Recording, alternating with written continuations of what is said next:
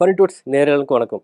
Last வீடியோல நம்ம India team வந்து நம்ம ஜிம்பாப்வே சீரிஸை வின் பண்ணி எந்த அளவுக்கு கம்பேக் கொடுத்தாங்க. அது மட்டும் இல்லாமல் கிரிக்கெட் லெஜண்ட்ஸ் சாம்பியன்ஷிப் பற்றியும் பேசியிருந்தோம். இப்போ எல்லாருமே எதிர்பார்த்துட்டு இருக்க ஒரு விஷயம் பார்த்தீங்கன்னா, கண்டிப்பாக காம்பீர் இந்தியா எப்படி செயல்பட போகுது. ஸோ அதை பற்றி இந்த வீடியோவில் நம்ம பார்க்க போகிறோம். ஸோ நம்ம இந்தியன் டீம் கம்மிங் 22 வந்து ஸ்ரீலங்கா போக போகிறதா அறிவிச்சிருக்காங்க. ஆனால் யார் போக போகிறான்றது இது வரைக்கும் அறிவிக்கிறது தான் உண்மை. மேபி இந்த வீடியோ நீங்கள் பார்த்துட்டு இருந்தால் கண்டிப்பாக வந்து அதை அனௌன்ஸ் பண்ணியிருப்பாங்கன்னு நான் நினைக்கிறேன். ஸோ அதை நீங்கள் பார்த்துட்டீங்கன்னா கண்டிப்பாக அதையும் வந்து கமெண்ட் செக்ஷன் மென்ஷன் பண்ணுங்கள். ஸோ நம்ம இந்தியன் டீம் எப்படி இருக்கும்போது தான் இப்போ எல்லாரோட பார்வையாக இருக்குது. ஸோ 3 T20 அண்டு 3 ஓடிஐ விளையாட போகிறாங்க. ஸோ T20க்கு எந்த மாதிரி பிளேயர்ஸ் இருக்க போகிறாங்க, ஓடிஐக்கு எந்த மாதிரி பிளேயர்ஸ் இருக்க போகிறாங்கன்னு இப்போ நிறைய பேர் கன்ஃபியூஸ் பண்ணியிருக்காங்க. இப்போ நிறையா பேர் வந்து பிளேயிங் 11 பிளேயிங் 15லாம் போட ஆரம்பிச்சிட்டாங்க. ஸோ அதை பற்றின எதாவது ஐடியா இருந்தால் கண்டிப்பாக அதையும் நீங்கள் கமெண்ட் செக்ஷன் மென்ஷன் பண்ணுங்கள். என்னை பொறுத்த வரைக்கும் சுத்தமாக இது வரைக்கும் ஐடியா இல்லைன்னு தான் நான் சொல்லுவேன். ஸோ காம்பீர் அவர்கள் வந்து என்ன மாதிரி வீரர்களை தேர்ந்தெடுத்திருக்காரு, ஸோ என்ன மாதிரி பிளான் வச்சிருக்கான்றது இதுவரைக்கும் யாருமே கெஸ் பண்ண முடியும்னு தான் உண்மை. ஸோ அஃபிஷியலாக வந்து பிசிசிஐலாம் அனௌன்ஸ்மெண்ட் வந்த பிறகு தான் நமக்கு தெரிய வரும். எந்தெந்த பிளேயர் எடுத்திருக்காரு, எந்தெந்த பிளேயர் வந்து விட்டுருக்காரு. ஸோ கொல்கத்தா நைட் ரைடர்ஸ்லேருந்து எத்தனை பிளேயர் உள்ளே வந்திருக்காங்க.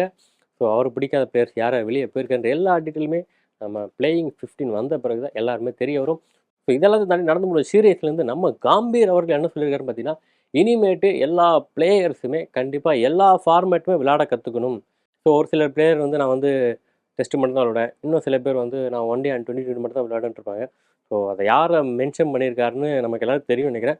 ஹர்திக் பாண்டியா தான் மென்ஷன் பண்ணி சொல்லியிருக்காருன்னு எல்லாருமே சொல்லிட்டு இருக்காங்க. ஸோ எல்லா பிளேயர்ஸுமே டெஸ்ட்டு கண்டிப்பாக விளையாடணும்.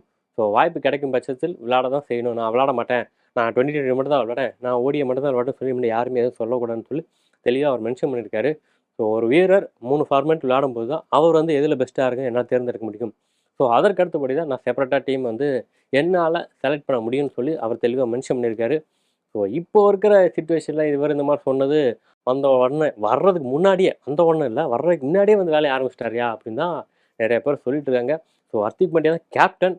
ஸோ அப்படி இருந்தும் அவருக்கு செக் வைக்கிறதுமா இவர் பேசியிருக்கிறது, சரி காம்பீர் வந்து ஒரு வேலையை ஸ்டார்ட் பண்ணிட்டாரு. ஸோ இனிமேட்டு வந்து இந்தியன் டீமோட வளர்ச்சியை யாரும் தடுக்க முடியுது அப்படின்னு சொல்லிட்டு இந்த சைடு ஒரு கேங் வந்து பயங்கரமாக அவரை புகழ்ந்துட்டு இருக்காங்க. இன்னும் சில பேர் வந்து வந்தோடனே அவரோட தெனாவட்டு அவரோட ஆட்டிடியூடில் அவர் இருக்காரு. ஸோ அதனால தான் வந்து அவர் கையில் பவர் இருக்குன்றனால என்ன வேணால் பண்ணலான்னு சொல்லிட்டு அவர் பண்ண ஆரம்பிச்சிட்டாரு அப்படின்னு சொல்லிட்டு இந்த சைடு இன்னும் சில பேர் பேசிகிட்டு இருக்காங்க. சும்மா வெயிட் பண்ணி தான் பார்க்கணும்.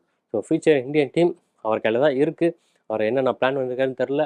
ஸோ அவர் என்னென்ன பிளான் வச்சுருக்காருன்னு தெரில. எப்படி பார்த்தாலும் அவர் வந்து டீமை வளர்க்குறதுக்கு என்ன பண்ணுமோ அதை தான் கண்டிப்பாக பண்ணுவாரோ அப்படின்னு தான் எனக்கும் தோணுது. அதை பற்றி நீங்கள் என்ன நினைக்கிறோம் அதையும் கண்டிப்பாக கமெண்ட் செக்ஷன் மென்ஷன் பண்ணுங்கள். இதெல்லாத்தையும் தாண்டி அடுத்து வரக்கூடிய ஸ்ரீலங்கன் சீரீஸ்க்கு வந்து டேட்ஸ் எல்லாம் அறிவிச்சிருக்காங்க. ஸோ அதுக்கு வந்து காம்பீர் தலைமையில் தான் வந்து இந்தியன் டீம் வந்து விளையாட போகுது. ஸோ இப்போ எல்லாரோட பார்வையும் வந்து அந்த சீரீஸ் மேலே தான் இருக்குது. ஸோ 22ஆம் தேதி ஜூலை 22 வந்து நம்ம இந்தியன் டீம் பிளேயர்ஸ்லாம் வந்து கிளம்புறாங்க.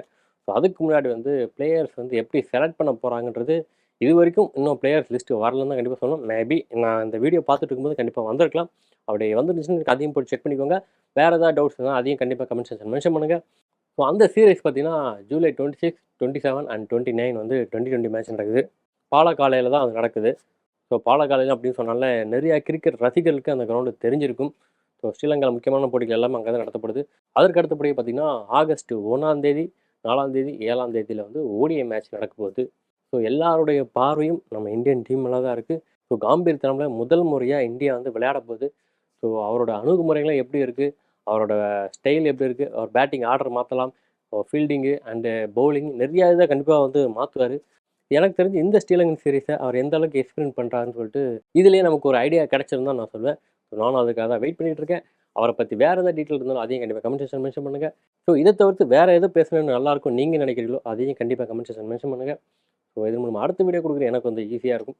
ஸோ இதோட இந்த வீடியோ முடிச்சுக்கிறேன். அடுத்த வீடியோ உங்களுக்கு சந்திக்கிறேன். அதுவரை உங்களிடம் விடைபெறுவது சண்முகம்.